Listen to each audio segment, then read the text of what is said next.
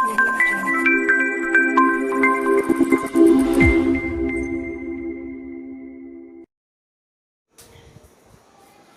dear students. In chemistry, today we are going to study about inorganic chemistry. Okay. Inorganic chemistry हम पढ़ रहे हैं. Inorganic chemistry में आज कौन सा चैप्टर पढ़ना है? It is D and F block elements. क्या पढ़ना है हमें? D and F block elements. Fine. First of all D block element. If last electron of any element occupied in d orbital, it called d block element. Like scandium, titanium, vanadium, chromium, manganese, iron, cobalt, nickel, copper, zinc, all are d block element. Okay. Type of d orbital 5. xy, dxy, dyz, dzx, dx square dash y square and dz square. So total number of electron is 10. Total number of electron possible in d orbital is 10. यानी कि हम total 10 electron D orbital में occupy कर सकते हैं. Fine. Total number of electron is 10. That's why possible total groups are also 10, which from 3 to 12. But we are not studying any d block element as a group. We study d block element as a series. And the d block element is known as a transition element, transition metal. All are metal. Okay. अगर वो third group है तो उसका पुराना नाम है 3b, 4, 4b, 5, 5b, 6, 6b, 7, 7b, 8, 9, 10, known as 8, 11 is equal to 1b and 12 is equal to 2b. Fine. We all study as a transition series. The first transition series is from scandium to zinc. Second one is the first transition series. Second one is ytterbium to cadmium. Third one is lanthanum to mercury. And fourth transition series is actinium to on-biome. It's the first transition series. It's the second, third, and fourth transition series. Clear? These are the basic information of d block element. What is d block element? How we are going to study it? Fine. If you are talking about simple electronic configuration or common electronic configuration of d block element is electronic configuration is n-1d 1 to 10 and ns 0, 1 or 2. Normally ns is equal to 1 or 2, but the palladium only, electronic configuration of palladium possesses what? Krypton complete, 4d10, 5s0. This only element possesses ns0. Otherwise ns should be 1 or 2. ns should be 1 or 2, as we know. If you are talking about first transition series,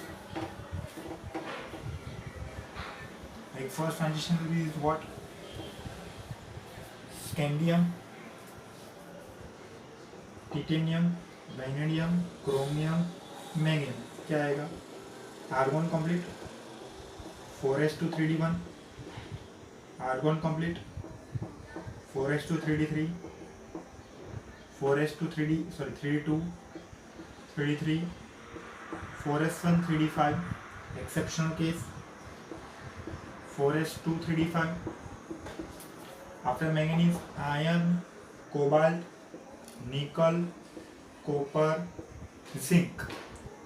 Argon complete 4s2 3d6, argon complete 4s2 3d7, argon complete 4s2 3d8, argon complete 4s1 3d10. This one is also exceptional case. And zinc is equal to argon complete 4s2 3d10. They are the electronic configuration of first transition series. Electronic configuration of first transition series. Okay. 21, 22, 23, 24, 25. Atomic number. 26, 27, 28, 29, 30. In homework, you have to write all transition element. Okay, transition series or D block element. First transition series, second transition series, third transition series, and fourth transition series, as well as electronic configuration of that element. Name of that element and electronic configuration of that element. Fine. Now, another definition for you.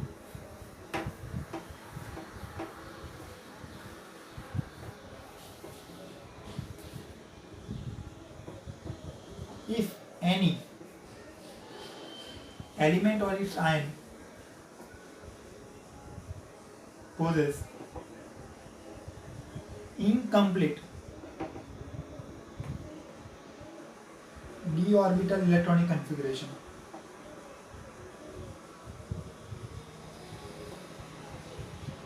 it known as transition element.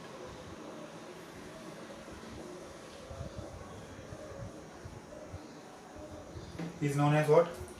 Transition element. Fine. Like scandium. Argon complete 4s2 3d1. 3d1 means incomplete d block, d orbital. Scandium sign is scandium +3. Argon complete. We all know that whenever d block element lose an electron, first they lose from ns orbital, after that n-1 d orbital. Okay, argon complete means 4s0 and 3d0. Empty d block element. But metal or ion, any one of these, possess incomplete d orbital, it means they are known as a transition element. It means scandium is transition element. If out of metal or ion, whichever possess d orbital incomplete d orbital electronic configuration, they are known as a transition element. As an example, copper. Argon complete 4s1 3d10. 3d10 means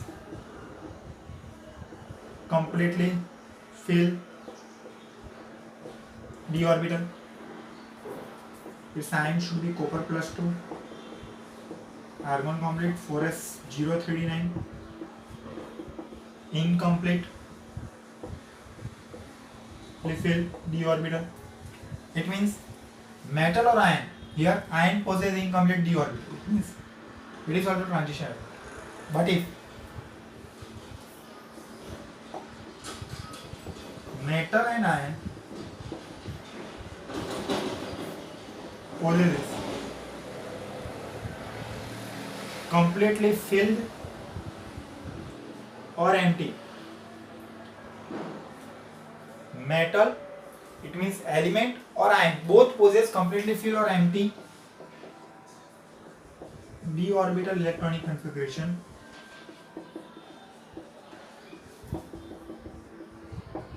they are not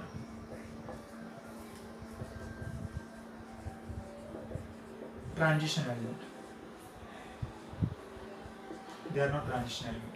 As an example, zinc. Let's talk about zinc. Zinc, argon complete 3d10 4s2,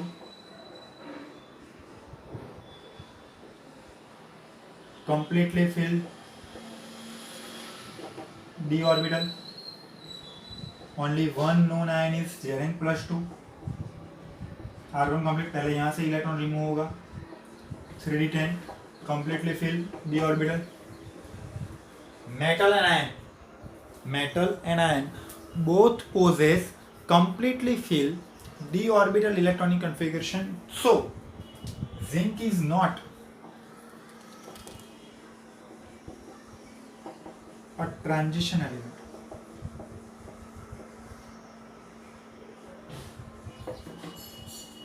In group, zinc, cadmium, mercury and unbind all possess same electronic configuration, nearby same, Nd10 n plus 1 s2 or ns2 n minus 1 d10. So all four are not transition element. Zinc, cadmium, mercury and unbind are not transition element. If they ask zinc is a d block element, yes. Okay, please understand it carefully. If they ask zinc is a d block element, it means yes. But if they ask zinc is a transition element, no. Zinc is a transition element, no. Let's see. There is total 4 transition series. There is total 4 transition series. First transition series is scandium to zinc. Second transition series is from ytterbium to cadmium, lanthanum to mercury. Fourth from actinium to non-bind. If we consider 4 transition series, fourth, not fourth, completely 4 transition series.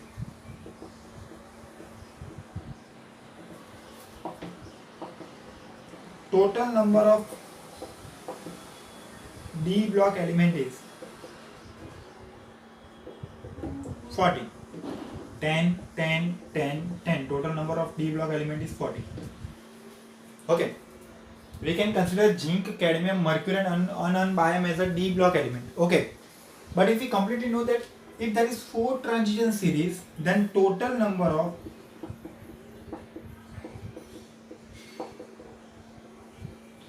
transition element, we cannot calculate zinc, cadmium, mercury and unbind as a transition element. So only 9 4s are 36 elements are present as a transition element in total 4 transition series. If we consider only 3 transition series, then total number of d block elements should be 30. 10, 10, 10, 30. But total number of transition element is equal to 27. We cannot calculate zinc, cadmium and mercury. So whenever you answer your question, you have to understand what they ask. If they ask you then what is the total number of d block element, then your answer should be 40. But if they ask in total 4 transition series, the number of transition elements should be 36. The reason behind that is zinc, cadmium, mercury and unbind is not a transition element, but they are a d block element. Fine. Now next.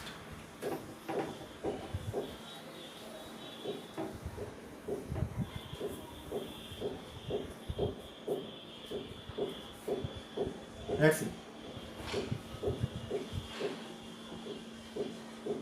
In group, up to down means first transition series to second transition series, and second transition series to third transition series. Okay. Up to down, atomic volume increases, attractional forces decreases. That's why metal can easily produce free electron or delocalized electron. Metal can easily produce what? Free electron or delocalized electron. What is free electron? What is delocalized electron? You have studied up in chemical bonding. Okay, you are studying chemical bonding. What is metallic bond? In metallic bond, there is a atomic kernel. Atomic kernel, between two atomic kernel there is free electron which attracts atomic kernel, and the attraction force between atomic kernel and free electron is known as a metallic bond.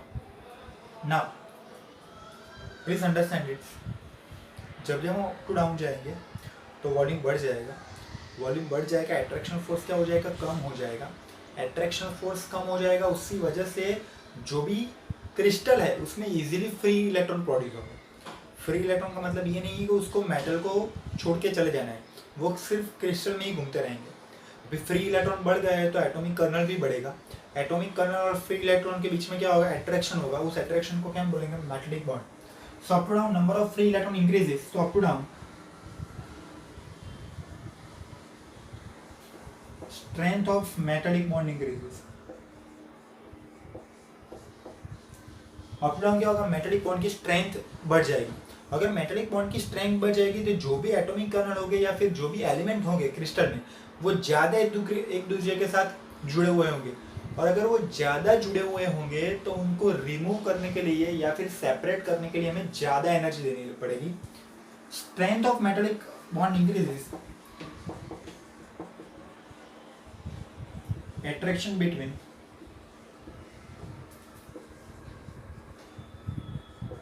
elements in crystal increases.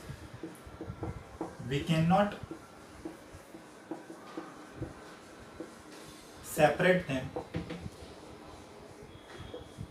easily, and that's why energy of atomization increase up to down। Energy of atomisation मतलब क्या है कि अगर हम metal के अंदर जो भी एलिमेंट है उस सबको एटम में कन्वर्ट कर देना है। एटम में कन्वर्ट कर देना मतलब सभी एटम को इंडिविजुअल कर देना है। अभी तो क्या है, सभी एटम एक दूसरे के साथ जुड़े हुए हैं। किस वजह से? मेटालिक बॉन्ड की वजह से। अभी मेटालिक बॉन्ड की स्ट्रेंथ क्या है? ज़्यादा है। अगर मेटालिक बॉन्ड की स्ट्रेंथ ज़्यादा है तो वो इजीली रिमूव होगे नहीं। अगर उनको रिमूव करना है या फिर सेपरेट करना है तो हमें क्या करना पड़ेगा? ज़्यादा एनर्जी देनी पड़ेगी। तो जब जब हम अप टू डाउन जाएंगे strength of metallic bond increase होगी, strength of metallic bond increase होगी। दैट्स वाई हम उनको इजीली सेपरेट नहीं कर पाएंगे। अगर सेपरेट करना है तो हमें ज़्यादा एनर्जी देनी पड़ेगी। That's why energy of atomisation up to down क्या होगी? इंक्रीज होगी। तो अगर हम एनर्जी ऑफ एटोमाइजेशन की बात करते हैं तो फर्स्ट ट्रांजिशन सीरीज के कंपेयर में सेकंड ट्रांजिशन सीरीज की ज़्यादा होगी, और सेकंड ट्रांजिशन सीरीज की कंपेयर में थर्ड ट्रांजिशन सीरीज की एटोमाइजेशन एनर्जी क्या होगी? ज़्यादा होगी। Fine, we can apply same theory for period also in series.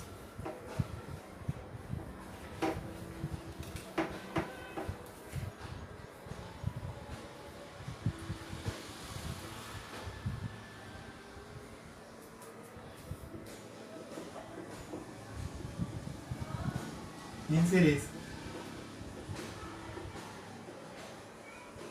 Left to right क्या होगा? Number of unpaired electron increases, after that decreases. जैसे जैसे नंबर ऑफ अन पे इलेक्ट्रॉन ज़्यादा हो गए वैसे वैसे नंबर ऑफ फ्री इलेक्ट्रॉन भी पहले इंक्रीज हो गए, आफ्टर दैट डिक्रीज हो गई। दैट्स वाई मेटालिक बॉन्ड की जो स्ट्रेंथ है वो पहले इंक्रीज होगी, आफ्टर क्या होगी, डिक्रीज होगी। कैसे, मैं आपको समझाता हूँ।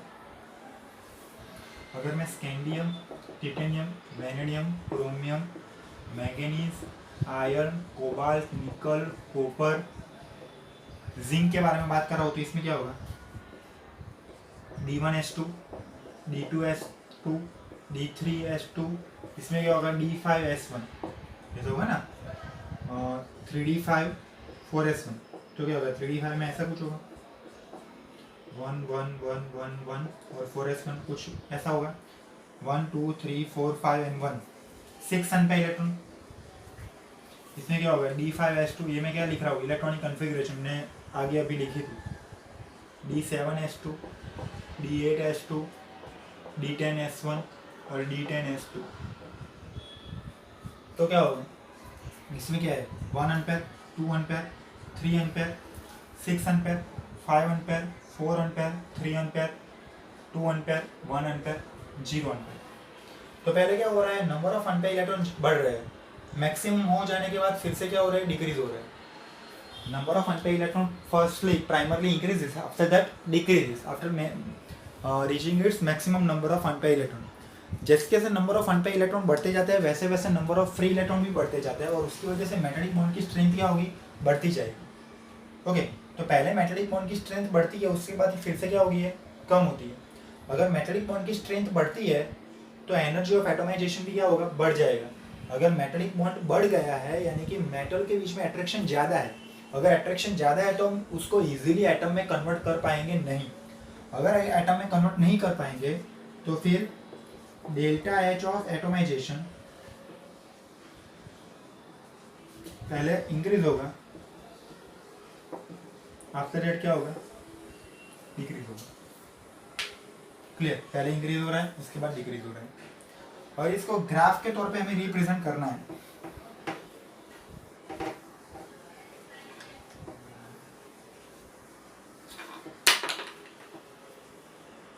तो हम कैसे करेंगे, यहाँ पे एनर्जी ऑफ एटोमाइजेशन,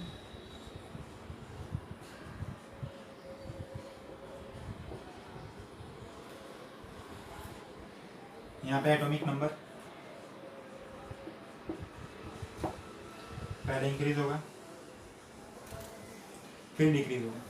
लाइक यहाँ पे chromium maximum number of unpaired electron 6, तो पहले क्या होता है, एटोमाइजेशन इंक्रीज होता है फिर डिक्रीज होता है। समझ में आया, इट इज क्लियर, फाइन। अगर ये फर्स्ट ट्रांजिशन सीरीज है तो compare to first transition series second transition series की एटोमाइजेशन एनर्जी क्या होगी, ज़्यादा होगी, और सेकंड के कंपेयर में थर्ड की क्या होगी, उससे भी ज़्यादा होगी। तो अगर हम सीरीज के बारे में बात करें तो हमें क्या बोलना है कि पहले मेटालिक स्ट्रेंथ इंक्रीज होती है उसके बाद डिक्रीज होती है। मेटालिक स्ट्रेंथ इंक्रीज होती है उसकी वजह से पहले क्या होता है, एनर्जी ऑफ एटोमाइजेशन इंक्रीज होता है उसके बाद डिक्रीज होता है। अगर हम अप टू डाउन बात कर रहे हैं तो अप टू डाउन क्या होता है, मेटालिक स्ट्रेंथ इंक्रीज होती जाती है, मेटालिक स्ट्रेंथ इंक्रीज होती है उसकी वजह से up to down first transition series के कंपेयर में सेकंड और सेकंड के कंपेयर में थर्ड क्या होगा, मेटालिक स्ट्रेंथ इंक्रीज होगी उसकी वजह से एनर्जी ऑफ एटोमाइजेशन भी क्या होगा, इंक्रीज होगा। It is clear to you, ऐसा में याद रखना है।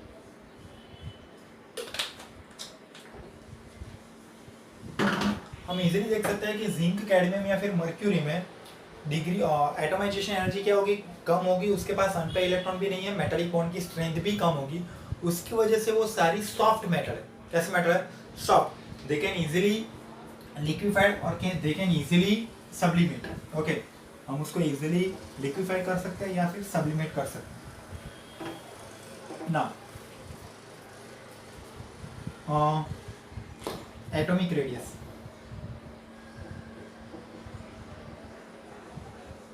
एटॉमिक रेडियस में क्या होगा, लेफ्ट टू राइट डिक्रीज होगा। लेकिन मैं फर्स्ट ट्रांजिशन सीरीज की पूरी वैल्यू आपको लिख के देता हूँ। Scandium, titanium, vanadium, chromium, manganese, iron, cobalt, निकल, कॉपर और जिंक। ये तीनों किस ब्लॉक के एलिमेंट है? एट्थ ग्रुप के एलिमेंट। तो उसकी वजह से उसमें क्या होता है कि उन सबकी एटॉमिक रेडियस की वैल्यू अप्रोक्सीमेटली क्या होती है? सेम होती है। लेफ्ट राइट क्या हो रहा है? एटॉमिक रेडियस डिक्रीज हो रहा है। उसके बाद आयरन, कोबाल्ट और निकल के एटॉमिक रेडियस अप्रोक्सीमेटली कैसी है? सेम है। इन दोनों में कैसी इलेक्ट्रॉनिक कन्फिग्रेशन आती है? D10। और D10 इलेक्ट्रॉनिक कन्फिग्रेशन आने की वजह से उसमें स्क्रीनिंग इफेक्ट बढ़ जाती है। अगर स्क्रीनिंग इफेक्ट बढ़ जाएगी तो उसका मीनिंग क्या होगा? इंक्रीजिंग इन स्क्रीनिंग इफेक्ट की वजह से इलेक्ट्रॉन के बीच में रिपल्सन ज़्यादा होगी। अगर इलेक्ट्रॉन के बीच में रिपल्सन ज़्यादा होगी तो वो नजदीक आएंगे या दूर जाएंगे? तो वो दूर जाएंगे। अगर वो दूर जाएंगे तो एटॉमिक रेडियस क्या होगा? एटॉमिक रेडियस क्या होगा? बढ़ जाएगा ना। अगर वो दूर जाएंगे तो एटॉमिक रेडियस बढ़ जाएगा। उसकी वजह से क्या होता है? कॉपर और जिंक में एटॉमिक रेडियस बढ़ जाते हैं। अगर आप लेफ्ट टू लेफ्ट देखने जाइए तो वॉल्यूम डिक्रीज हो रहा है। अगर वॉल्यूम डिक्रीज हो रहा है तो डेंसिटी इंक्रीज होगी। Density is equal to mass upon radius या फिर मास अपॉन वॉल्यूम। तो left to right radius decrease होती है तो वॉल्यूम भी डिक्रीज होगा। लेफ्ट टू राइट क्या हो रहा है? रेडियस डिक्रीज हो रही है, वॉल्यूम डिक्रीज हो रहा है। उसकी वजह से डेंसिटी ज़्यादा होगी। डेंसिटी ज़्यादा होगी लेकिन यहाँ पे फिर से क्या हो जाएगी? डेंसिटी कम हो जाएगी क्योंकि वॉल्यूम बढ़ जाता है। डेंसिटी कम हो जाती है। उसकी वजह से ही मैंने आगे भी बोला था कि जिंक, कैडमियम, मर्क्यूरी ये सारे क्या है? सॉफ्ट एलिमेंट, फाइन, या फिर soft matter.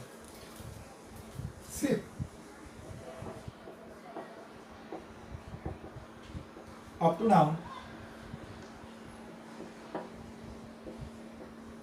Atomic radius increase होनी चाहिए, यानी कि फर्स्ट ट्रांजिशन सीरीज के कंपेयर में सेकंड, और सेकंड के कंपेयर में थर्ड ट्रांजिशन सीरीज की एटॉमिक रेडियस क्या होनी चाहिए? ज़्यादा होनी चाहिए। इट्स अ बेसिक नॉलेज, लेकिन ये गलत है। अभी इसका रीज़न क्या है?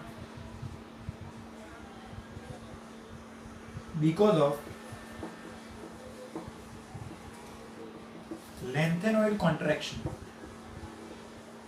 हमने पढ़ा है lanthanoid contraction in periodic table.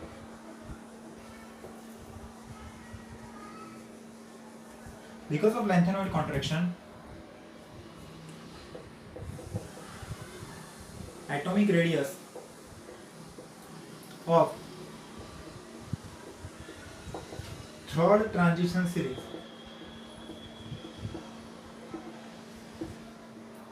decreases. Atomic radius of third transition series क्या होती है? डिक्रीज हो रही है। एटॉमिक रेडियस डिक्रीज हो रही है। अप डाउन क्या होनी चाहिए थी? इंक्रीज होनी चाहिए थी, लेकिन ये डिक्रीज हो रही है। उसकी वजह से ये सारे टॉपिक हम पढ़ चुके हैं पीरियोडिक टेबल में। That's why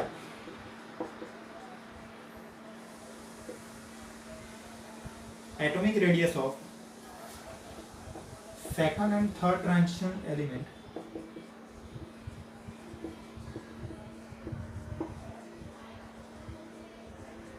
is approximately same. Fine. तो क्या आएगा आंसर? फर्स्ट से सेकंड ज़्यादा है लेकिन सेकंड और थर्ड अप्रोक्सीमेटली कैसा है? सेम। अच्छा ट्रू, इट्स फॉल्स। तो क्या होगा? अप डाउन निकल से पैलेडियम ज़्यादा लेकिन पैलेडियम से प्लेटिनियम ज़्यादा, ये गलत है। निकल से पैलेडियम की इलेक्ट्रॉनिक एटॉमिक रेडियस ज़्यादा है लेकिन प्लेटिनियम की कैसी? Approximately same. Okay. Copper two silver और सिल्वर टू ऑरम क्या होगा? ज़्यादा होगा, लेकिन ये गलत है। आंसर क्या है? निकल टू सिल्वर ये ज़्यादा है लेकिन सिल्वर और ऑरम अप्रोक्सीमेटली क्या है? सेम। समझ में आ गया? अगर आपको पूछा जाए कि सेकंड और थर्ड ट्रांजिशन सीरीज की एटॉमिक रेडियस सेम क्यों होती है तो उसका आंसर आपको क्या लिखना है? Lanthanoid contraction. क्या रीज़न लिखना है? Lanthanoid contraction. Fine. Okay. Now, on the basis of atomic radius, we can easily conclude that what is ionization enthalpy of d block element? Ionization enthalpy.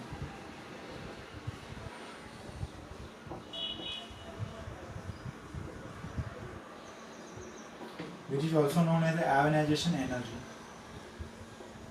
Which is also known as ionization potential. Delta IH, IE और IP क्या होगा? Left to right atomic radius decrease हो रहा है, atomic radius अगर decrease हो रहा है तो फिर क्या होगा, एट्रैक्शनल फोर्स इंक्रीज होगा। अगर एट्रैक्शनल फोर्स इंक्रीज होगा, if attractional force increases then energy required to remove an electron from element, energy required to remove an electron from element increase होगा, यानी कि ionization energy delta I H क्या होगा, left to right increase होगा। ये सारे definition हम periodic table में पढ़े हुए हैं, उसकी वजह से मैं डेफिनेशन के बारे में कुछ बात नहीं कर रहा हूँ। ओके, तो अगर स्कैंडियम है तो स्कैंडियम से ज़्यादा किसका होगा, टिटेनियम, टिटेनियम से ज़्यादा वैनेडियम, वैनेडियम से ज़्यादा क्रोमियम, क्रोमियम से ज़्यादा magnesium. It's a first delta I H, first ionisation energy. Okay, according to this हमें ऐसा लगेगा कि जिंक या फिर कॉपर की एटॉमिक रेडियस बढ़ गई थी, उसकी वजह से उसकी आयोनाइजेशन एनर्जी क्या होनी चाहिए, कम होनी चाहिए। लेकिन हमें यहाँ पे एक क्लैरिफिकेशन देना पड़ेगा कि जिंक में इलेक्ट्रॉनिक कॉन्फ़िगरेशन क्या है। Electronic configuration is D10NS2, 3D10 4S2, both are completely field.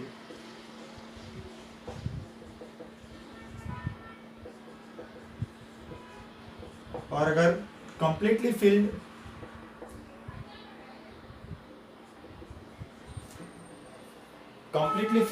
Atomic radius होगी या फिर कंप्लीटली फिल्ड कोई भी ऑर्बिटल होगी तो उसकी स्टेबिलिटी क्या हो जाएगी, ज़्यादा हो जाएगी। If stability increases then require energy to remove an electron from element increases, तो उसकी वजह से क्या होगा, जिंक की आयोनाइजेशन एंथैल्पी होगी, बढ़ जाएगी।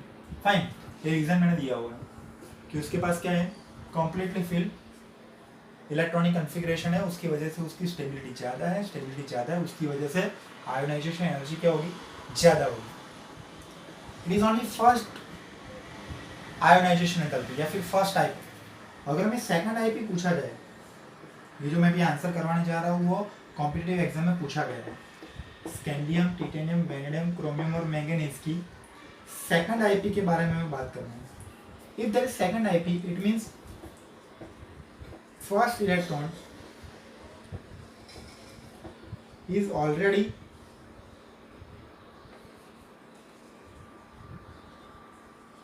removed. Now we have to remove second electron. तो पहले से ही +1 पॉजिटिव चार्ज आएगा, सबके ऊपर पहले से ही क्या आएगा, +1 positive charge. Scandium +1, vanadium +1, chromium +1, manganese +1। अभी स्कैंडियम +1 यानी क्या होगा, argon complete 3D1 4S1। Okay, titanium +1 क्या होगा, argon complete 3D2 4S1, 4S1 से इलेक्ट्रॉन जाएंगे। Vanadium +1 argon complete 3D3 4S1, chromium +1 argon complete 3D5, 3D5 means half filled electronic configuration, तो stability बढ़ जाएगी। ओके, नाउ मैंगनीज +1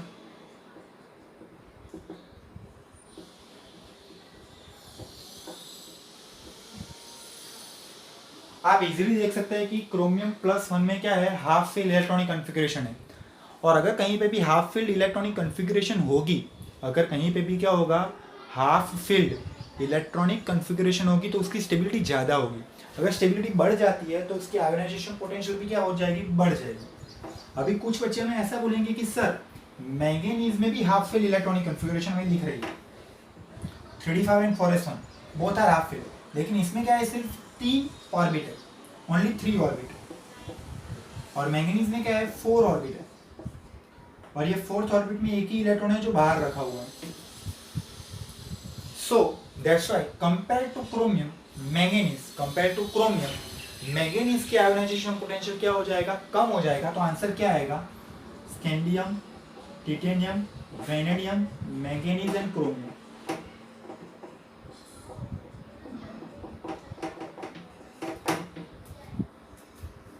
ध्यान से देख लेना। ओके, क्रोमियम की ज़्यादा है, रीज़न भी मैंने लिखा हुआ है। क्रोमियम में क्या है, हाफ फिल इलेक्ट्रॉनिक कन्फिग्रेशन है, स्टेबिलिटी ज़्यादा है। मैंगनीज में भी दोनों हाफ फिल है, लेकिन ये आउटर मोस्ट इलेक्ट्रॉन है जो 4th ऑर्बिटर में है। क्रोमियम में सिर्फ क्या है, 3 ऑर्बिटल ही। अगर 3 ऑर्बिटल हो गई, वॉल्यूम कम होगा, अट्रैक्शन ज़्यादा होगा। It is clear to you? तो ऐसे हम आंसर सॉल्व कर सकते हैं। याद रखना, ये सारे क्वेश्चन यहाँ से भी आ सकते हैं या फिर पीरियोडिक टेबल में से भी आ सकते हैं। लेकिन अगर कहीं पे भी हमें आयोनाइजेशन पोटेंशियल का एमसीक्यू सॉल्व करना है तो हमें इलेक्ट्रॉनिक कन्फिग्रेशन आनी ही चाहिए। अगर हमें इलेक्ट्रॉनिक कन्फिग्रेशन नहीं आती है तो हम आंसर इजीली नहीं दे पाएंगे। Fine, it is about period या फिर सीरीज। लेकिन अप टू डाउन क्या होगी, देख लो आप। हमने क्या पढ़ा है कि अप टू डाउन आईपी क्या होगा, डिक्रीज होगा। हमने ऐसा ही पढ़ा है, in group up down IP decrease होता है। यानी कि फर्स्ट से सेकंड का क्या होगा, कम होगा। सेकंड से थर्ड सीरीज का क्या होगा, कम होगा। लेकिन ये रॉन्ग आंसर। अभी इसमें क्या दिक्कत है, तो फिर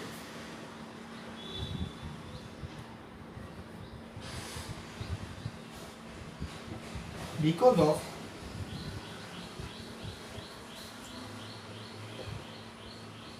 lengthenoid contraction, because of what, lengthenoid contraction, the radius of second and third transition series is approximately same, but compared to second series, third series poses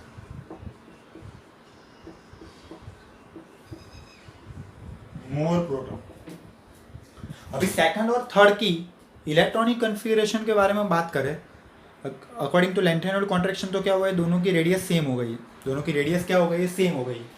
लेकिन अगर हम इलेक्ट्रॉनिक कन्फिगरेशन के बारे में बात करें तो सेकंड के कंपेयर में थर्ड में प्रोटॉन्स क्या होंगे, ज़्यादा होंगे। अभी क्या सेम है, रेडियस सेम है, लेकिन इसमें प्रोटॉन ज़्यादा है तो अट्रैक्शन भी ज़्यादा होगा ना। दोनों की रेडियस सेम है लेकिन इसमें प्रोटॉन ज़्यादा है तो अट्रैक्शन ज़्यादा होगा। अट्रैक्शन ज़्यादा होगा यानी कि उसने अपने इलेक्ट्रॉन को ज़्यादा अट्रैक्ट करके रखा होगा। मोर प्रोटॉन, जेड इफेक्टिव और न्यूक्लियर चार्ज ज़्यादा है। अगर न्यूक्लियर चार्ज ज़्यादा है then attraction is also high. अगर अट्रैक्शन ज़्यादा है to remove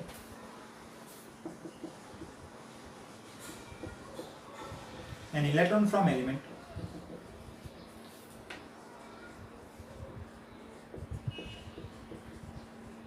required more energy। अगर अट्रैक्शन ज़्यादा है तो फिर उसमें से इलेक्ट्रॉन को रिमूव करने के लिए हमें क्या चाहिए, मोर एनर्जी देनी पड़ेगी, ज़्यादा एनर्जी देनी पड़ेगी। अगर हमें ज़्यादा एनर्जी देनी पड़ेगी, व्हाट डज इट मीन्स, अगर हमें ज़्यादा एनर्जी देनी पड़ेगी तो उसका मीनिंग क्या होगा कि आईपी बढ़ जाएगा। तो फर्स्ट से सेकंड कम होगा लेकिन सेकंड से थर्ड क्या होगा, ज़्यादा हो जाएगा। यह आईपी का ऑर्डर है। उससे पहले मैंने जो लिखा था वो किसका ऑर्डर था, रेडियस का ऑर्डर था। ये किसका ऑर्डर है, आईपी का। अप टू डाउन क्या होना चाहिए, आयोनाइजेशन पोटेंशियल डिक्रीज होना चाहिए, यानी कि फर्स्ट से सेकंड का कम होना चाहिए, सेकंड से थर्ड का कम होना चाहिए। लेकिन यहाँ पे क्या हो रहा है, फर्स्ट से सेकंड कम है लेकिन सेकंड से थर्ड ज़्यादा है। Reason behind that is lanthanoid contraction. तो फिर क्या होगा, निकल से प्लेटिनियम, पैलेडियम कम, पैलेडियम से प्लेटिनियम कम, ये रॉन्ग है। निकल से पैलेडियम कम है लेकिन पैलेडियम से प्लेटिनियम क्या है, ज़्यादा है। जैसे कॉपर टू सिल्वर कम, सिल्वर से ऑरम की आयोनाइजेशन पोटेंशियल कम होगी, लेकिन ये गलत है। Copper to silver decreases, but silver to aurum increases. Is it clear to you? Fine, ये हमें लर्न करना है। ओके, अच्छी तरह से पढ़ लेना। आगे देखते हैं। Now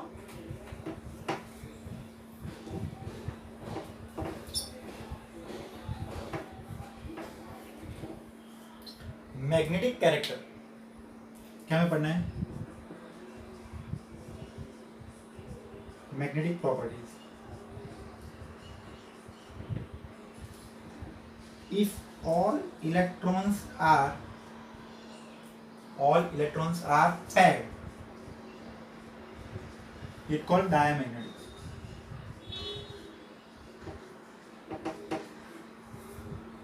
Or if any one electron is also unpaired,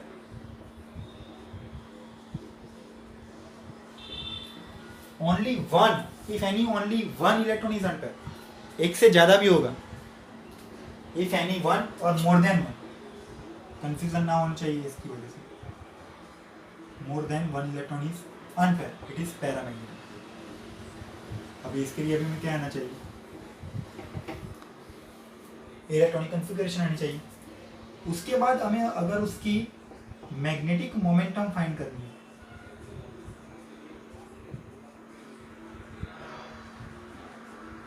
okay, तो उसका इक्वेशन क्या है, under root n plus 2, that is n is equal to number of unpaired electron, unit is Bohr magneton, dm is a unit of dipole momentum, sorry, magnetic momentum.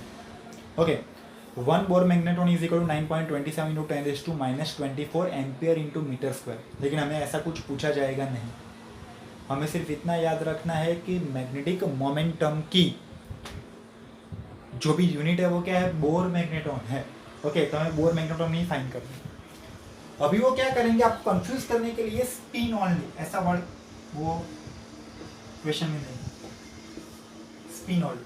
हमें कुछ भी complete नहीं, confusion में नहीं रहना है. हमें क्या करना है, जो भी आयन दिया गया है वो आयन के कंपेयर में number of unpaired electron find out करने हैं, और नंबर ऑफ अनपेयर्ड इलेक्ट्रॉन को यहाँ पे रख के म्यू फाइंड कर देना है. तो उन्होंने फिर स्पिन ओनली ऐसा क्वेश्चन क्यों पूछा,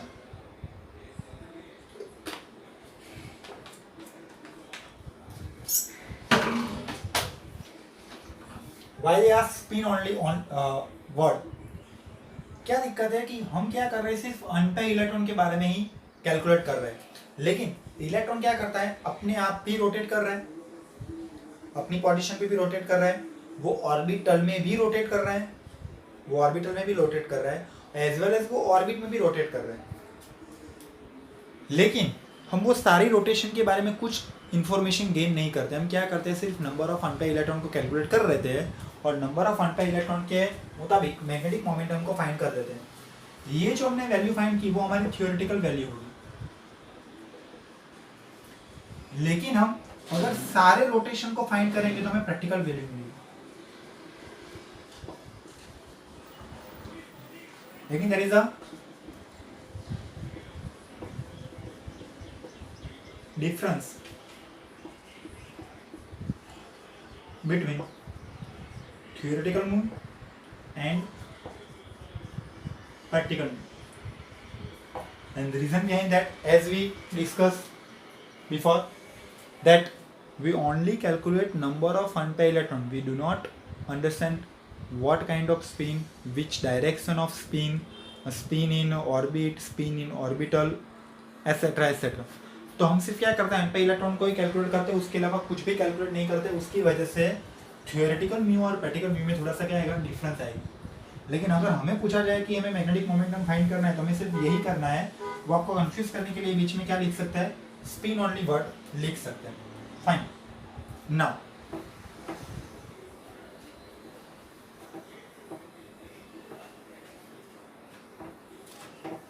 कैसे करना है, जैसे कि मैं बात कर रहा हूँ कॉपर प्लस में.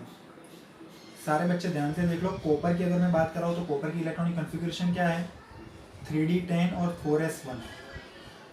अगर मैं कॉपर प्लस 1 लिख रहा हूँ तो याद रखना, जब भी डी ब्लॉक एलिमेंट में पहले रिमूव होगा इलेक्ट्रॉन तो वो ns ऑर्बिटल में से रिमूव होगा. कौन सी ऑर्बिटल में से रिमूव होगा, ns में से. यानी कि यहाँ से रिमूव हुआ तो क्या होगा, आर्गन कंप्लीट 3d10. 3d10 में ऐसे लिखूंगा 1 2 3 4 5 6 7 8 9 10. n is equal to 0. Unpaired electron नहीं है. Diamagnetic mu is also 0 Bohr magneton. Easy. अगर मैं Fe+2 के बारे में बात कर रहा हूँ तो पहले Fe की इलेक्ट्रॉनिक कॉन्फ़िगरेशन क्या है, आर्गन कंप्लीट 3d6 4s2. बहुत सारे बच्चे क्या करते हैं, पहले एनडी में से इलेक्ट्रॉन रिमूव कर देते हैं। याद रखने में बार बार रिपीट कर रहा हूँ, पहले इलेक्ट्रॉन एनएस में से रिमूव होगा। अगर हम डी ब्लॉक एलिमेंट की बात कर रहे हैं तो पहले इलेक्ट्रॉन एस ऑर्बिटल में से ही रिमूव होगा। तो +2 यानी यहाँ से 2 इलेक्ट्रॉन चले गए तो क्या आएगा, R1 कंप्लीट 36 को मैं ऐसे रखूंगा 1 2 3 4 5 6 1 2 3 4। Number of unpaired electron is equal to 4। Unpaired electron है यानी कि क्या आएगा, paramagnetic, mu is equal to under root 4 multiply by 4 + 2 6 4 = 24 more magneton. Clear. If there is chromium +3, chromium की इलेक्ट्रॉनिक कॉन्फ़िगरेशन क्या है, R1 कंप्लीट 3d5 4s1 +3 यानी एक यहाँ से जाएगा 2 यहाँ से जाएंगे तो क्या आएगा, R1 कंप्लीट 3d3 को मैं ऐसे लिखूंगा 1 2 3 n = 3 unpaired electron that's why paramagnetic, mu is equal to root 3 multiply by 3 + 2 5 3 15 Bohr magneton. Okay, समझ में आ गया। ऐसे हम क्या कर सकते हैं, उसकी मैग्नेटिक मोमेंटम फाइंड आउट कर सकते हैं। अगर आपको ऐसा क्वेश्चन पूछा जाए कि which of the following possess maximum magnetic momentum, तो सबकी कैलकुलेट नहीं करनी है। जिसमें भी ज़्यादा नंबर ऑफ अनपेड इलेक्ट्रॉन होंगे उसकी मैग्नेटिक मोमेंटम क्या होगी, ज़्यादा होगी। If they ask which of the following is diamagnetic और पैरामैग्नेटिक, तो हमें क्या करना है, अगर सारे इलेक्ट्रॉन पैड है तो वो डायमैग्नेटिक है। इफ एनी वन इलेक्ट्रॉन, एक या एक से ज़्यादा इलेक्ट्रॉन अनपेड है तो वो क्या हो जाएगा, पैरामैग्नेटिक हो जाएगा। फाइन। दूसरी दिक्कत, दूसरा इजी यहाँ पे क्या है कि यहाँ पे सिर्फ एलिमेंट दिया गया है, एलिमेंट की तरह हमें फाइंड आउट कर लेना है, या फिर आयन दिया गया है। अगर हम कोऑर्डिनेट कंपाउंड के बारे में बात करते हैं तो हमें ये भी देखना पड़ता है कि उसके साथ जो लिगेंड जुड़ा हुआ है, उसके साथ जो लिगेंड जुड़ा हुआ है वो स्ट्रॉन्ग फील्ड लिगेंड है या फिर वीक फील्ड लिगेंड है। अगर स्ट्रॉन्ग फील्ड लिगेंड होगा तो अनपेड इलेक्ट्रॉन की क्या होगी, पेयरिंग हो जाएगी, रीअरेंजमेंट होगी। अगर वीक फील्ड इलेक्ट्रॉन होगा, वीक फील्ड लिगेंड होगा तो पेयरिंग होगी नहीं। वो सारी चीज़ें हम कोऑर्डिनेट कंपाउंड चैप्टर में पढ़ते हैं। ओके, और वहाँ पे हमने डिस्कस किया है। क्लियर। तो हमें उस बारे में भी जाना नहीं है। अगर आपको घर पे प्रैक्टिस करनी है तो हम इसकी कर सकते हैं, scandium +3, titanium +2, titanium +3, titanium +4, vanadium +3, vanadium +5, chromium +2, chromium +4, chromium +6, Mn +2, Mn +3, Mn +4, Fe +2, Fe +3, cobalt +2, cobalt +3, निकल +2, निकल +4, कॉपर +1, कॉपर +2 एंड Zn +2। ये सारे अगर आपने कैलकुलेट कर ली और इसमें किसी में भी दिक्कत नहीं है तो क्या होगा, अगर आपको कहीं पे भी कोई भी क्वेश्चन पूछा जाए, अगर आपको कहीं पे भी कोई भी क्वेश्चन पूछा जाए तो कभी भी दिक्कत आएगी नहीं। आपको कैसे मैग्नेटिक मोमेंटम फाइंड आउट करना है वो आपको आएगा ही। It is clear. Fine. These are the discussion of magnetic momentum. Now, color.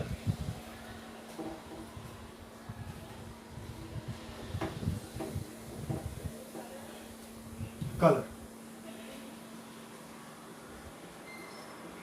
Colour के बारे में अगर मैं बात करूं तो हमने कोऑर्डिनेट कंपाउंड में पढ़ा है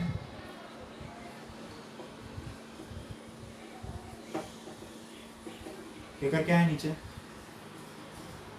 T2 चाहिए, ऊपर क्या है Eg है, तो इसको मैं क्या बोलूँगा, डेल्टा O, यानी कि लिगेंड प्रेजेंट है, स्प्लिटिंग हुआ है, क्रिस्टल फील्ड स्प्लिटिंग। ये क्या है, E है, ये क्या है T2 है, तो इसको मैं क्या बोलूँगा, delta T। Crystal field splitting in tetrahedral, it is in octahedral. तो फिर क्या होगा, फोटोन की एनर्जी आएगी, जो भी अनपेयर्ड इलेक्ट्रॉन होगा वो अनपेयर्ड इलेक्ट्रॉन आगे जाएगा, यानी कि एक कम एनर्जी वाली डी ऑर्बिटल में से किस में जाएगा, ज़्यादा एनर्जी वाली डी ऑर्बिटल में, और उसको हम क्या बोलेंगे, D transition.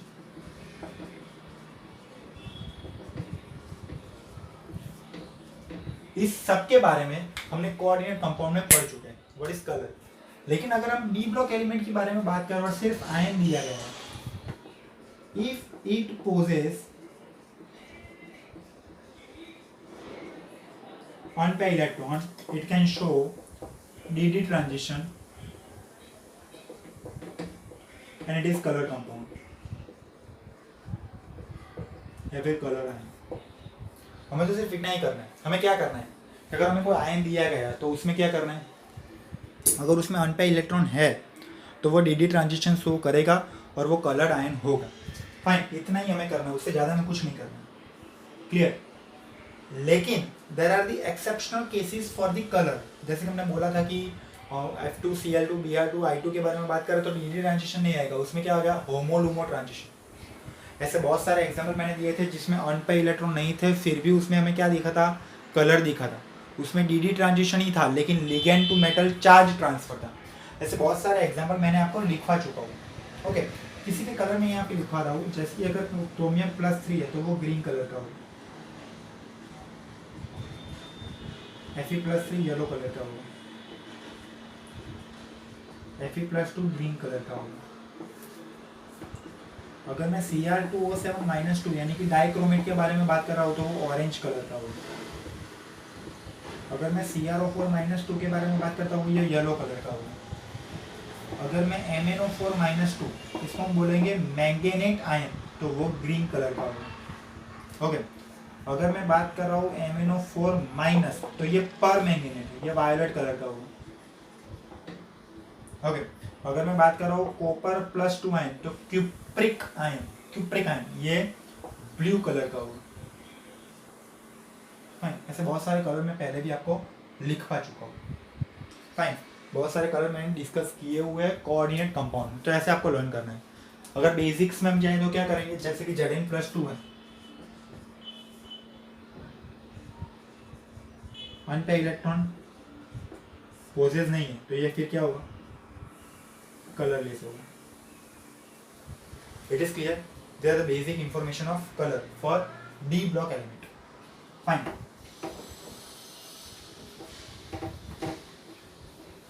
now after color to understand another property of d block element is catalytic property.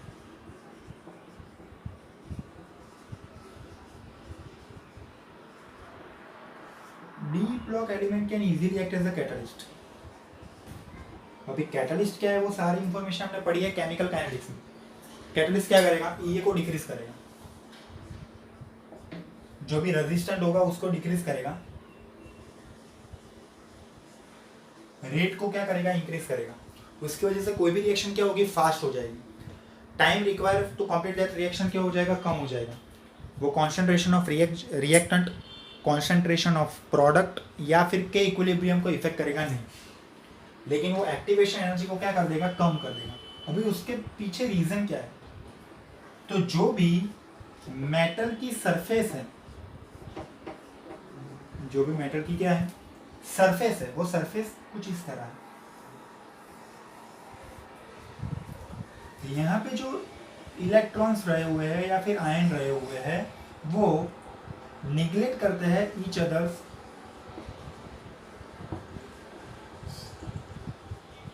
magnetic character.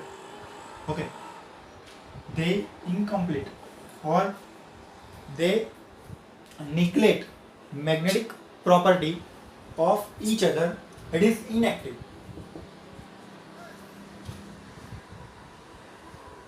But these are the active site.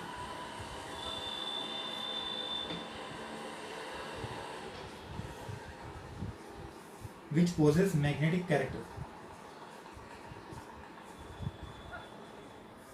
आसपास से कुछ भी निगलेक्ट होता नहीं,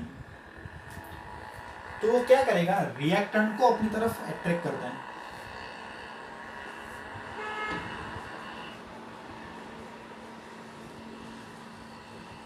एटर रिएक्टेंट उसका क्या करेगा, एड्सॉर्प्शन करेगा।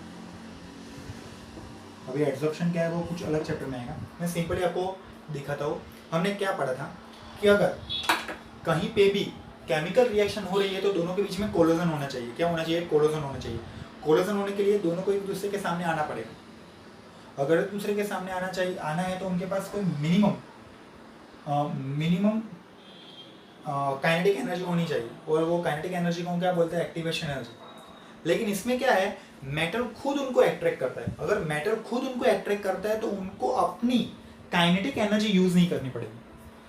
पहले क्या था, उनको खुद दौड़ना पड़ता था, उनको खुद कोलोजन करना पड़ता था, और कोलोजन करने के लिए खुद की काइनेटिक एनर्जी उनको यूज़ करनी पड़ती थी। खुद की क्या करनी पड़ती थी, काइनेटिक एनर्जी उनको यूज़ करनी पड़ती थी। लेकिन अभी क्या है, मेटल उनको अट्रैक्ट करता है, अपने पास रखता है, तो उनको अपनी काइनेटिक एनर्जी यूज़ करनी पड़ेगी नहीं।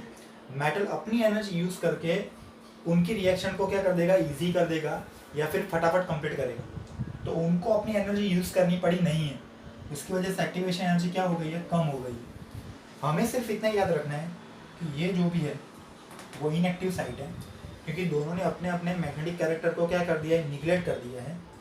ये जो साइट है वो सब एक्टिव साइट है, उनके पास मैग्नेटिक कैरेक्टर है, अट्रैक्शन है, उसकी वजह से वो क्या करता है, रिएक्टेंट को अपनी तरफ अट्रैक्ट करते हैं और रिएक्शन को फास्ट कर देते हैं। अट्रैक्ट करने की वजह से क्या होता है, एड्सॉर्प्शन होता है। क्या होता है, एड्सॉर्प्शन होता है, और ये कम हो जाता है। फाइन, हमें सिर्फ इतना याद रखना है, उससे ज़्यादा कुछ नहीं। ओके, एड्सॉर्प्शन क्या है वो पूरा एक चैप्टर आएगा। ओके, वैसे ऐसी कुछ थियरी पूछी नहीं जाती है, एमसीक्यू में क्या पूछा जाएगा, तो इसके एग्जाम्पल पूछे जाएंगे। जैसे कि मैं बात कर रहा हूँ H2 + I2 gives 2Ha, तो इसमें AU act as a catalyst. AU is a d block element, Aurum is a d block element and act as a catalyst. जैसे मैं हैबर प्रोसेस के बारे में बात कर रहा हूँ, Haber process production of ammonia, तो इसमें क्या हो, Fe और FeO क्या हो रहा है, एज अ कैटलिस्ट यूज हो रहा है। अगर मैं कॉन्टैक्ट प्रोसेस के बारे में बात कर रहा हूँ, contact process is production for H2SO4, तो ये जो रिएक्शन है इसमें vanadium pentoxide D2O5 act as a catalyst. Vanadium is a D block element. अगर मैं बात कर रहा हूँ CH4 + H2O vapour gives carbon monoxide plus H2 gas, production of what, water gas, इसको हम वाटर गैस बोलते हैं। निकल एक्ट एज अ कैटलिस्ट। अगर मैं बात कर रहा हूँ वेजिटेबल ऑयल घी के बारे में, तो उसमें भी क्या है, रेने निकल, रेने मतलब porous, Raney nickel use as a catalyst. तो निकल क्या है, डी ब्लॉक एलिमेंट है।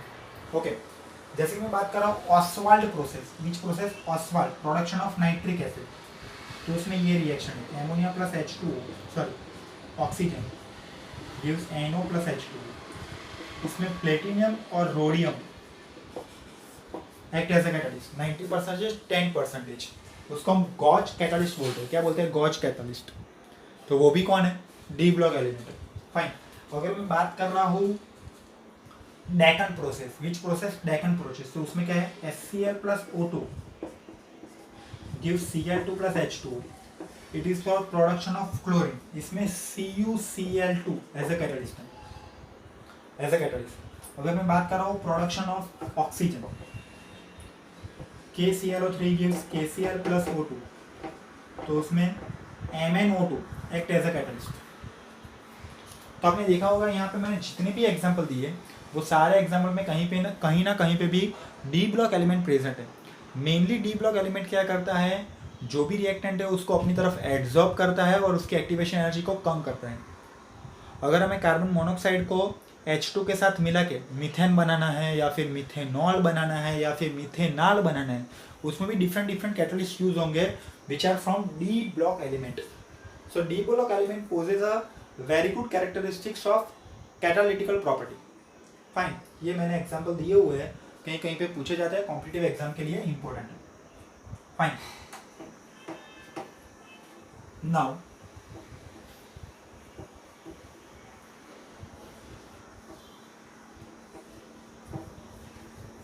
हम दूसरे के बारे में बात करें, विच इज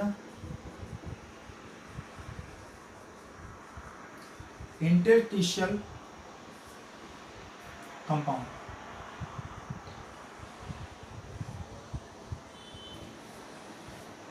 हमें पहले भी पता है कि ये जो मैटर है वो सब पोरस होती है, जिनकी बीच बीच में कहीं कहीं पे जगह है, उस जगह को हम क्या बोलेंगे, इंटरस्टिशियल साइट।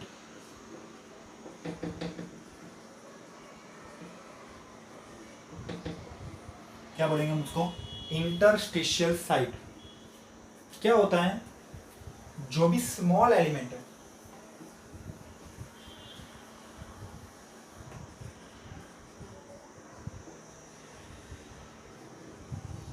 वो सारे इंटरस्टिशियल साइड में बैठ जाएंगे। लाइक यहाँ पे बैठ गए, यहाँ पे बैठ गए, यहाँ पे बैठ गए, सिर्फ बैठ जाएंगे। There is not a any specific bond. याद रखना, वहां पे कोई भी बॉन्ड नहीं है, कोई भी बॉन्ड नहीं है। वो एक दूसरे के साथ नहीं तो कोवेलेंट बॉन्ड बनाते हैं, नहीं मेटालिक बॉन्ड बनाते हैं, नहीं आयोनिक बॉन्ड बनाते हैं, नहीं कोऑर्डिनेट कोवेलेंट बॉन्ड बनाते हैं, कुछ भी नहीं। वो सिर्फ उस जगह पे जाके बैठ जाते हैं। ओके, इंटरस्टिशियल साइड में बैठते हैं, उसकी वजह से हमको उसको क्या बोलते हैं, इंटरस्टिशियल कंपाउंड। बैठ जाते हैं, ऐसा तो है नहीं कि कहीं पे भी हम जाए तो नंबर ऑफ पोर्स सेम ही होंगे।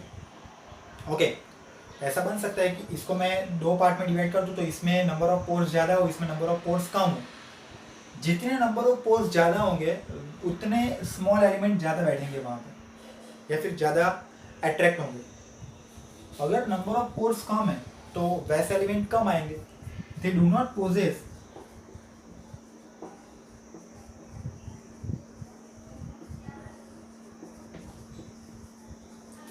Any specific formula, they do not possess any specific formula. अभी क्या है, अगर मैं Na और Cl की बात करूँ कि Na के साथ कितने Cl कंबाइन होंगे, 1, तो फॉर्मूला क्या आएगा, NaCl। अगर मैं मैग्नीशियम और क्लोरीन की बात करूँ तो मैग्नीशियम के साथ कितने क्लोरीन कंबाइन होंगे, 2, तो फॉर्मूला क्या आएगा, MgCl2। It is clear to you. But इसमें क्या होगा, अगर ज़्यादा वॉइड्स है तो ज़्यादा एलिमेंट बैठ जाएंगे, अगर कम वॉइड्स है तो कम एलिमेंट बैठ जाएंगे। तो एक रेंज होगी कि इतने से इतना पॉसिबल है, इतने एलिमेंट वहाँ पे ऑक्यूपाई हो सकते हैं, लेकिन कोई स्पेसिफिक नंबर नहीं होगा कि इतने ही ऑक्यूपाई होंगे। स्पेसिफिक नंबर नहीं होगा, उसकी वजह से कोई स्पेसिफिक फॉर्मूला नहीं होंगे। They are non स्टॉक्योमेट्रिक।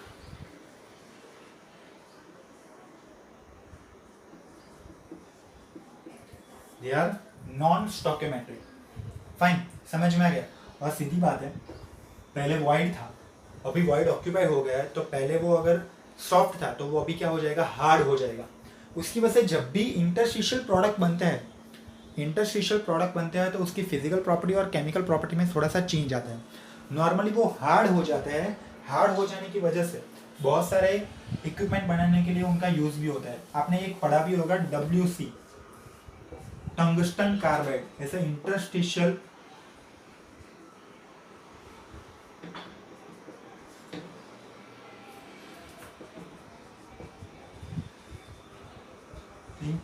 Solid solution, tungsten carbide. Fine, okay. कौन कौन वहां पे बैठ सकता है, अगर हाइड्रोजन बैठेगा तो उसको हम क्या बोलेंगे, हाइड्राइड। अगर बोरॉन बैठेगा तो उसको हम क्या बोलेंगे, बोराइड। अगर कार्बन बैठेगा तो कार्बाइड। अगर नाइट्रोजन बैठेगा तो नाइट्राइड। फिर से मैं रिपीट करता हूँ, ये सारे स्मॉल एलिमेंट हैं, जो भी पोर्स है वहाँ पे बैठ जाएंगे या फिर एब्जॉर्ब हो जाएंगे और वहाँ पे बैठे रहेंगे। कोई भी स्पेसिफिक बॉन्ड नहीं बनाएगा, सिर्फ अट्रैक्शन होगा। पोर्स ज़्यादा है तो एलिमेंट ज़्यादा बैठेंगे, पोर्स कम है, वॉइड्स कम है तो एलिमेंट कम बैठेंगे। उसकी वजह से कोई स्पेसिफिक फार्मूला प्रोड्यूस नहीं होगा। इंटरस्टिशियल साइड में बैठते हैं, उसकी वजह से उसको इंटरस्टिशियल कंपाउंड बोलते हैं। कोई स्पेसिफिक फार्मूला प्रोड्यूस नहीं होता है, that's why they are non stoichiometric. Okay, और पहले वो वाइड था, अभी वो वाइड फिल हो गया, उसकी वजह से उसकी फिजिकल प्रॉपर्टी या फिर केमिकल प्रॉपर्टी में थोड़ा सा चेंज आएगा। ओके, हाइड्राइड है, बहुत सारे ऐसे एलिमेंट है जो हाइड्राइड बनाते नहीं, इंटरस्टिशियल हाइड्राइड बनाते नहीं है। आपने हाइड्रोजन चैप्टर में पढ़ा होगा, इंटरस्टिशियल हाइड्राइड। और ऐसे भी कोई ग्रुप है जो इंटरस्टिशियल हाइड्राइड नहीं बनाते, उसको हम बोलेंगे हाइड्रोजन गैप या फिर हाइड्राइड गैप। तो आपको ढूंढ के रखना है किसको हम बोलते हैं, hydrogen gap. It is clear to you? Now, after interstitial compound, the another property of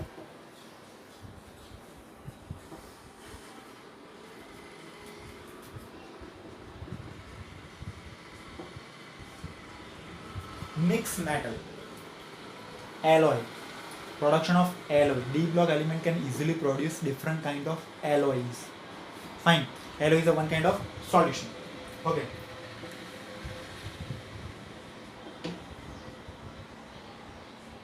Hume and Guthrie gave different rules about alloy. First one is electronic configuration of outermost orbit is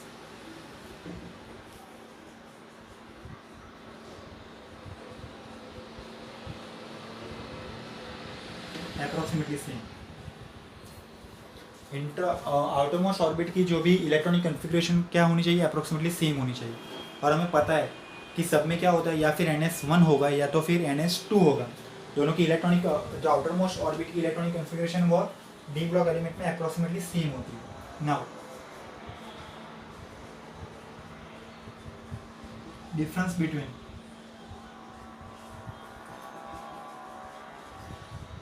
atomic volume approximately 15%.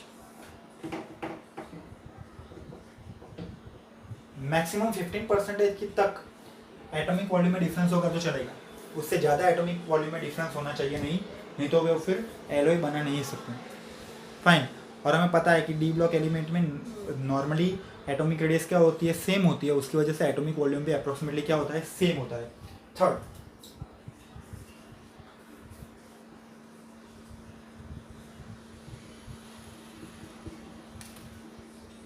Crystal arrangement same होनी चाहिए, यानी कि दोनों CCP होने चाहिए, दोनों SCP होनी चाहिए, दोनों FCC होने चाहिए, या फिर दोनों BCC होने चाहिए. सर ये सब कुछ क्या है? इसे क्रिस्टल अरेंजमेंट जो हम सॉलिड स्टेट चैप्टर में पढ़े. कौन से चैप्टर में पढ़ेंगे? Solid state. तो जो क्रिस्टलाइन अरेंजमेंट है, जो स्ट्रक्चर है, लाइक क्यूबिक क्लोज पैकिंग या फिर face centre close packing, hexagonal close packing, ये जो क्लोज पैकिंग अरेंजमेंट है वो सेम होनी चाहिए. ऐसा सब कुछ पॉसिबल है डी ब्लॉक एलिमेंट में. उसकी वजह से वो सारे डिफरेंट काइंड ऑफ एलिमेंट बनाते हैं. Like steel is a alloy, like Monel metal, steel, Monel metal, Invar, cupronickel, बरोबर. These are the example of different kind of alloy which are from D block element. वैसे हमको पता है कि अगर हम कॉपर और सिल्वर के मिक्स करते हैं, हमें पता है कि हम बाहर सिल्वर लेने जाएंगे और उसको मिक्स कर सकते हैं कॉपर के साथ इजीली. ओके, हम ऑरम और कॉपर को भी इजीली मिक्स कर सकते हैं, या फिर हम ऑरम और सिल्वर को भी इजीली मिक्स कर सकते हैं. और we can produce mixture of silver and gold. Okay, because they possess same crystal structure. Both are CCP arrangement, both are in CCP arrangement. Okay, अगर हम Fe के बारे में बात करें, FeCO और Ni, FeCO और Ni, और मर्क्यूरी के बारे में बात करें, तो उसमें जो भी एटॉमिक वॉल्यूम है उसमें डिफरेंस ज़्यादा है. जो भी एटॉमिक वॉल्यूम है उसमें डिफरेंस क्या है, ज़्यादा है. एटॉमिक वॉल्यूम में डिफरेंस ज़्यादा है, उसकी वजह से वो लोग मर्क्यूरी के साथ कोई भी एलॉय बनाते नहीं हैं. अगर मर्क्यूरी के साथ कोई भी एलॉय बनेगा तो उसको हम बोलेंगे एमाल्गम. एग्जाम्पल इज लाइक जिंक एमाल्गम, आपने पढ़ा होगा सॉल्यूशन चैप्टर में. लेकिन आयरन, कोबाल्ट या निकल, वो सारे कभी भी मर्क्यूरी के साथ क्या नहीं बनाते हैं, एमाल्गम नहीं बनाता है. डिफरेंस ज़्यादा है. फाइन. इसके अलावा मर्क्यूरी का एक